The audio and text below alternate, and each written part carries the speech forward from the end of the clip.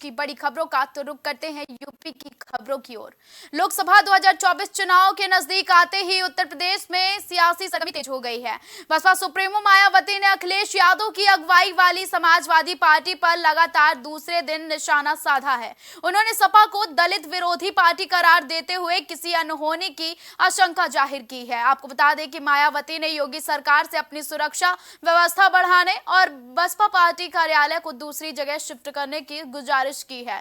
मायावती ने सोमवार को कहा कि सपा अति पिछड़ों के साथ साथ जबरदस्त दलित विरोधी पार्टी भी है। हालांकि बीएसपी ने पिछले लोकसभा आम चुनाव में सपा से गठबंधन करके इनके दलित विरोधी चाल चरित्र और चेहरे को थोड़ा बदलने का प्रयास किया, लेकिन चुनाव खत्म होने के बाद ही सपा पुनः अपने दलित विरोधी जातिवाद एजेंडे पर आ गई है।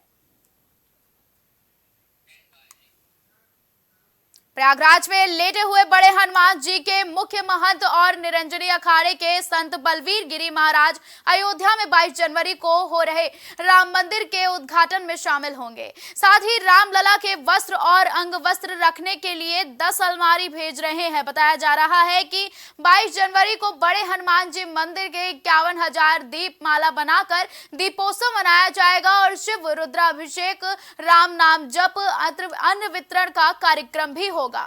आज हम हैं निरंजनी अखाड़े के बागंबरी गद्दी में, जहां प्रयाग की पहचान प्रयाग के कोतवाल बड़े हनुमान जी के मुख्य महंत श्री 1008 बलवीर गिरी जी महाराज के पास, जिन्होंने राम मंदिर के प्राण प्रतिष्ठा कार्यक्रम में, जिसका उद्घाटन प्रधानमंत्री जी कर रहे हैं, ढेर सारी तैयारी की हुई है। भगवान राम के वस्त्र के लिए अलमारी सहित 22 तारीख को विविध आयोजन को किया हुआ है। जैसा कि कहा जाता है, मोरे गृह आवा प्रभु सोई, जाकर नाम सुनत शुभ होई। तो प्रभु को गृह आने की भव्य और दिव्य तैयारी श्री महंत गिरी जी ने किया हुआ है। हम आज उनसे बात कर कार्यक्रमों के विभिन्न माध्यमों को जानना चाहेंगे। आदरणीय।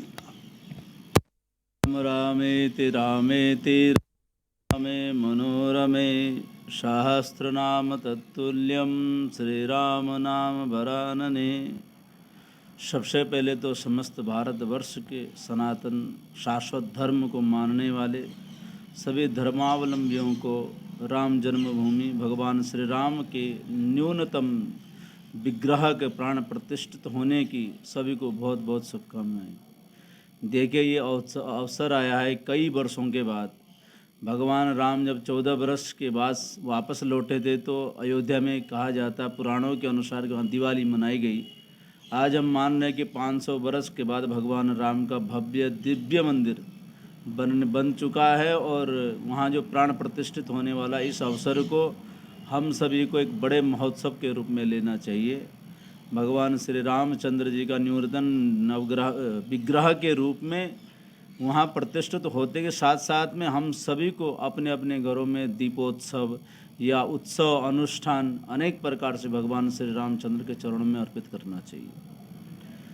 और रही बात हमारी, तो हम तो बड़े भाग्यशाली लोग हैं कि जिन्हें ये अवसर प्रदान हुआ है भगवान की कृपा से, और हमारे पूर्वजों के आज हमारे जो अग्रज हैं, जिनकी इतनी मेहनत आज रंग लाई है कि भगवान राम का मंदिर हम अपनी आंखों से देख पाएंगे और देख रहे हैं। वर्तमान समय में जिस तरीके से यहाँ उत्तर प्रदेश सरकार माननीय योगी जी के द्वारा जिस तरीके से वहाँ पर हर साल दिवाली मनाई जा रही है, दीपोत्सव किया जा रहा है, अपने आप में ये बहुत पॉजिटिव ऊर्जा लेकर आ रहा है।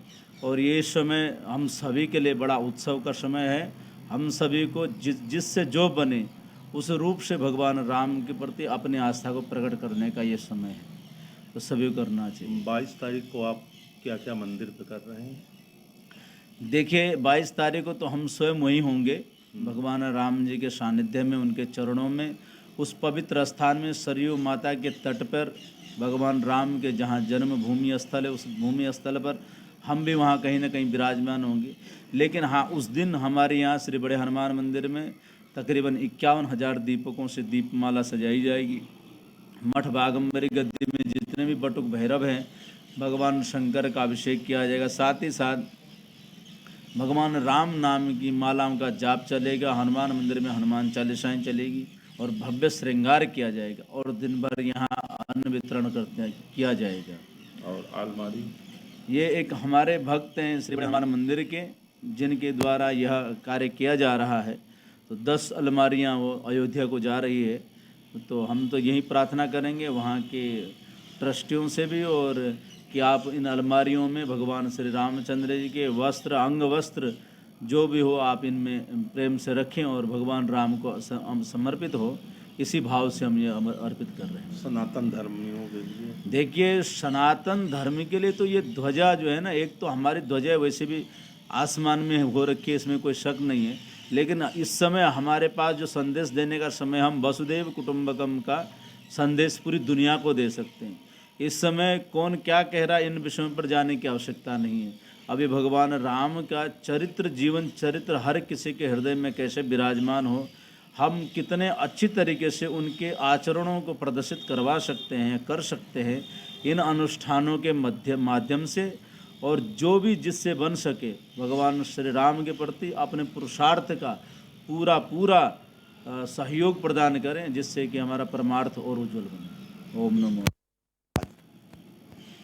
ये हैं बलवीर गिरी जी महाराज, जिनका आशीर्वाद प्रयागवासी ही नहीं पूरे देश को मिल रहा है कि हर सनातनी इस खुशी में अपना खुशी मनाए। जय बजरंगबली। बलिया के गढ़वार ब्लॉक के रतसर कला नगर पंचायत में एक कार्यक्रम के दौरान बलिया लोकसभा के सांसद वीरेंद्र सिंह ने ओवैसी के बयान को लेकर कहा कि 500 साल तक ये चलता आया है। सांसद ने ओवैसी के बयान पर भी प्रतिक्रिया दी है। आपको बता दें कि ओवैसी के इतिहास पढ़ने की भी जानकारी है और हजारों साल पहले त्रेता युग में राम शासन किए हैं, साथ ही कृष्ण भी शासन किए हैं। हम तो भी ये कह सकते हैं कि मुगल शासन के पहले हम लोगों ने भी शासन किया है। साथ ही उन्होंने ओवैसी को इतिहास पढ़ने की नसीहत भी दी है। तो इसी मेरे साथ सांसद है, अब उनको बेचैनी है कि हम मुसलमान के सबसे बड़े नेता हो जाए। 500 साल तक मुगल शासन किए हैं, तो हजारों साल उसके पहले त्रेता में राम शासन किए हैं, कृष्ण शासन किए हैं। तो हम तो भी ये कह सकते हैं कि हजारों साल पहले मुगल शासन के पहले हम लोगों ने शासन किया है। ये ओवैसी को पहले भारत के अतीत के इतिहास उसको मैं बताऊंगा कि पढ़ लो। आगरा के कागरौल कस्बे में चोरों के हौसले बुलंद नजर आ रहे हैं। बताया जा रहा है कि चोरों ने रात में घने कोहरे का फायदा उठाकर SBI बैंक के ATM को अपना निशाना बनाया और बैंक के ATM मशीन उखाड़ ले गए। वहीं चोरों की सूचना पर पहुंची पुलिस मामले की जांच पड़ताल में जुट गई है। फिलहाल ATM मशीन में 30 लाख रुपए से अधिक का कैश बताया जा रहा है। कागरौल कस्बा है, यहाँ पे एक ATM, यहाँ SBI की ब्रांच है, जिसका बगल में उसका ATM भी है। और कुछ लोग गाड़ी से आए, महिंद्रा पिकअप टाइप की गाड़ी है, और उसमें इसके ATM को उखाड़ के ले गए। इसी के क्रम में हमारी SOG टीम और सर्वेलेंस टीम और बाकी थाने की टीम इसमें लगातार प्रयासरत है। इस घटना को जल्द से जल्द वर्कआउट किया जाए। और संभवतः 4 से 5 लोग हैं जो उस गाड़ी में दिखाई दे रहे हैं, और जल्द से जल्द हमारी टीमें लगती है इस घटना को। सर, ATM मशीन में कितना केस था? ATM मशीन में जो बैंक मैनेजर और बाकी सबसे बात की लगभग 29 लाख समथिंग, मतलब 10,000 रुपए थे। तो 29 लाख से ऊपर 29 और 30 के बीच में इसमें कैश था। फिरोजाबाद के वरिष्ठ पुलिस अधीक्षक सौरभ दीक्षित के निर्देशन में मुकदमों में वांछित अपराधी गिरफ्तार के लिए चलाए जा रहे अभियान के क्रम में थाना उत्तर पुलिस टीम ने संदिग्ध व्यक्ति और वाहन के लिए चेकिंग अभियान चलाया था, जिसमें एक व्यक्ति को रुकने का इशारा किया तो अभियुक्त ने पुलिस टीम पर फायर करते हुए भागने का प्रयास किया, जिसके बाद पुलिस की जवाबी कार्रवाई में अभियुक्त के पैर में गोली लग गई और पुलिस ने अभियुक्त को घायल अवस्था में गिरफ्तार कर लिया। फिलहाल पुलिस मामले की जांच में जुट गई है।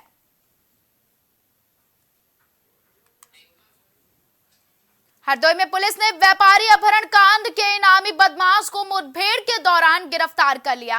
दरअसल वाहन चेकिंग के दौरान पुलिस को बदमाशों के किसी वारदात को अंजाम दिए जाने की सूचना मिली थी, जिस पर पुलिस ने इनकी घेराबंदी की। बाइक सवार बदमाशों को रोकने पर बदमाशों ने पुलिस पर फायरिंग कर दी। पुलिस की जवाबी फायरिंग में व्यापारी अपहरण कांड का सूत्रधार मुठभेड़ के दौरान पैर में गोली लगने से घायल हो गया, जबकि उसके साथी को पुलिस ने दौड़ा कर पकड़ लिया। इस दौरान 2 पुलिसकर्मी भी गिरने से घायल हो गए हैं। जहानी खेड़ा थाना पिहानी क्षेत्र में हमारी स्वाट टीम, सर्विलांस टीम और पिहानी के कोतवाल चेकिंग कर रहे थे। उसी दौरान मुखबिर से सूचना प्राप्त हुई कि सीतापुर रेलवे पुल के पास जो सड़क जाती है वहां पर दो संदिग्ध व्यक्ति हैं जो कोई घटना करने की फिराक में हैं। इस सूचना पर हमारी टीम वहां पहुंची और घेराबंदी कर इनको जांच करने के प्रयास किया तो इन्होंने भागते हुए पुलिस पर फायरिंग शुरू कर दिया। जवाबी फायरिंग में एक व्यक्ति घायल हुआ जिसके पैर में गोली लगी और दूसरा व्यक्ति गिरफ्तार हुआ है। इनके पास से 2 तमंचे बरामद हुए हैं, जिंदा कारतूस और खोखे बरामद हुए हैं। बागपत की कोतवाली क्षेत्र कोट रोड पर पारिवारिक विवाद के चलते हुए लड़की पक्ष और लड़के पक्ष के बीच खूनी संघर्ष हो गया है, जिसमें लड़के पक्ष के 3 लोग गंभीर रूप से घायल हो गए, जिन्हें बागपत के सामुदायिक स्वास्थ्य केंद्र में भर्ती कराया गया है, जहां उनका इलाज चल रहा है। फिलहाल पुलिस मामले की जांच में जुट गई है। सर, मेरे घर में लिटरली 15 से 16 बंदे घुस जाते हैं एंड लिटरली इन्होंने मुझे धक्का दिया एंड मैं वहाँ पर बेहोश थी। बाहर जाने के बाद में भी ये सर पर उन्होंने किया। ठीक है, मैं आपको बताना चाहूँगी कि कल मेरे फ़ोन पे एक नंबर से कॉल आया। मैं कॉलेज में थी, मेरे पास एविडेंस है, अभी भी अगर आप सुनना चाहें तो जेब में मेरी है। और उस एविडेंस में वो जो वहाँ से लड़की जो है ये आशी वर्मा, इनकी जो मदर है वो और उनके साथ में उनके मामा जी थे, उन्होंने लिटरली मुझे फ़ोन पे धमकी दिया कि कल वो लोग बागपत में आएंगे और मेरे देवर से मेरी शादी कराएंगे। और उनके जो मामा जी, उन्होंने कहा कि तुझे लगता है कि अगर सारी प्रॉपर्टी तेरे नाम हो जाएगी तो तेरी बहुत बड़ी गलतफहमी है, और कल ही हम आके ये सारी प्रॉपर्टी इस लड़की के नाम कराएंगे, सब कुछ इस लड़की के नाम होगा। ठीक है, और मतलब हम हाथोड़ी कच्ची खा जाएंगे ये और वो। अगर आप चाहें तो एविडेंस मेरे फ़ोन पे है। और जितनी गंदी गालियाँ सर, आज सर वो हमारे घर में आए हैं और मार पिटाई, लगभग 3 से 3.5 लाख रुपए सर घर में कैश था, एक मेरे गले में चैन थी, मम्मी का फ़ोन है, भैया का फ़ोन है, ये वो सारा सामान लेके हमारे घर से सर गए हैं। लिटरली सर उन्होंने घर में मतलब सरिये के थ्रू तोड़ फोड़ भी मतलब बहुत अच्छे से कर रखी है। सर एक बात बताइए सर, मेरा एक मैसेज है, आप मीडिया हैं, मीडिया बहुत कुछ करती है। एक हस्बैंड वाइफ का अगर आपस में झगड़ा है तो उसमें परिवार की क्या गलती होती है? ये वो लड़की है सर, 24 दिसंबर को समाज की एक मीटिंग हुई, उस समाज की मीटिंग में इस लड़की ने सबसे हाथ जोड़ के माफ़ी मांगी कि मैं जो भी मेरी गलतियां हैं उन सबको मैं हाथ जोड़ के माफ़ी मांग रही हूँ। मेरी छोटे भाई के ससुराल पक्ष वालों ने करी जी मेरे साथ मारपीट। क्या मामला, क्यों हुई आपके साथ मारपीट? मामला यो है जी, 14 अक्टूबर को छोटे भाई की वाइफ अपने पिताजी के साथ ये कह के चली गई कि उसके माताजी बहुत ज़्यादा बीमार हैं। वहाँ से फिर उन्होंने फ़ोन पे हमें अभद्र भाषा का बहुत ज़्यादा प्रयोग करा। 3 महीने से ये सब चल रहा था, बहुत ज़्यादा उन्होंने हमें परेशान करा। कल उन्होंने हमें फ़ोन पे धमकी दी कि हम बागपत में आके तुम्हें मारेंगे। हमने बागपत यहाँ कोतवाली में आकर रिपोर्ट कराई। उसके बाद आज वे आए और उन्होंने हमारे पूरे घर में घुस के सबको मारा। मेरे सिर पे किसी धारदार चीज़ से हमला करा। अलीगढ़ में 6 लाख रुपए की हार की डिमांड पूरी ना होने के चलते एक पत्नी ने अपने पति के साथ मारपीट करते हुए उसका हाथ तोड़ दिया, जिसके बाद घायल पति की गंभीर हालत में जिला मलखान सिंह अस्पताल में भर्ती कराया गया है। मेरी पत्नी ने रात को मेरा हाथ तोड़ दिया है। क्या था मामला, क्यों तोड़ दिया? मामला यह है कि मेरी पत्नी जब से शुरू से आई है, जब से लड़ाई लड़ती है मुझसे, और जब भी मैं इसके घर वालों को इस बात की बताता हूँ कि मुझसे लड़ती है तो कहती है लड़की तो ऐसी ही रहेगी, या तो मुझे पैसे दे दो, हमें 6 लाख का हाथ डाल दो गले में, जब हम छोड़ेंगे नहीं तो लड़की ऐसे ही करेगी। और मुझे शुरू से ही धमका रहे हैं। मैंने 2 बार रिपोर्ट भी लगवा चुका हूँ थाने में भी, SSP के भी, कि मुझे जान का खतरा है। और इनके घर वाले जो हैं मुझे धमकी दिलवाते हैं अतीक अहमद की, कि हम अतीक अहमद के गिरोह से जुड़े हुए हैं। इनके मामा हैं वो हैं, और इनकी अम्मी जो है वो कहती हैं कि हमारे पापा जो थे जब भी इलाहाबाद जाते थे तो अतीक अहमद से मिलते थे। तो ये उसको धमकाते हैं, मुझे अतीक अहमद के नाम से धमकाते हैं।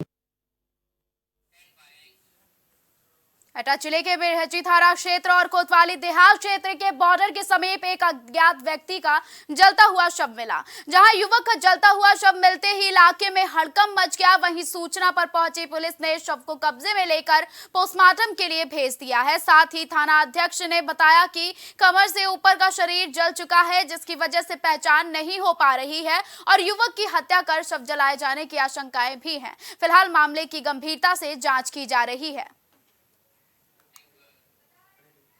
अलीगढ़ में खैर कोतवाली क्षेत्र के भरेरा के पास पलवल हरियाणा से पिकअप और अनियंत्रित ट्रैक्टर में टक्कर हो गई, जिसमें 2 महिलाओं की मौके पर ही दर्दनाक मौत हो गई और कई लोग गंभीर रूप से घायल हो गए। पिकअप और ट्रैक्टर के बीच जब भिड़ंत हुई तो उसमें 2 महिलाएं गंभीर रूप से घायल हो गई हैं, ऐसी खबर सामने आ रही है। वहीं पुलिस ने एम्बुलेंस की मदद से घायलों को अलीगढ़ के खैर सामुदायिक स्वास्थ्य केंद्र पहुंचाया, जहां घायलों का इलाज जारी है। फिलहाल पुलिस मामले की जांच में जुट गई है। एक्सीडेंट हुआ है टेंटीगांव मथुरा रोड पे और उसमें एक मैक्स पिकअप गाड़ी और ट्रैक्टर ट्रॉली के बीच में ये भिड़ंत हुई थी, जिसमें लगभग 18 के लगभग घायल हैं हमारे और 2 कैजुअल्टी हैं। कैजुअल्टी नर्मदा देवी पत्नी पूरन सिंह तहसील खैर के भारेरी गांव की हैं और दूसरी कैजुअल्टी रामवती पत्नी श्यामवीर नावली गांव थाना सुरीर मथुरा जनपद की। यूपी की खबरों में फिलहाल के लिए बस इतना ही। देश और दुनिया की तमाम बड़ी और अहम खबरों के लिए आप देखते रहें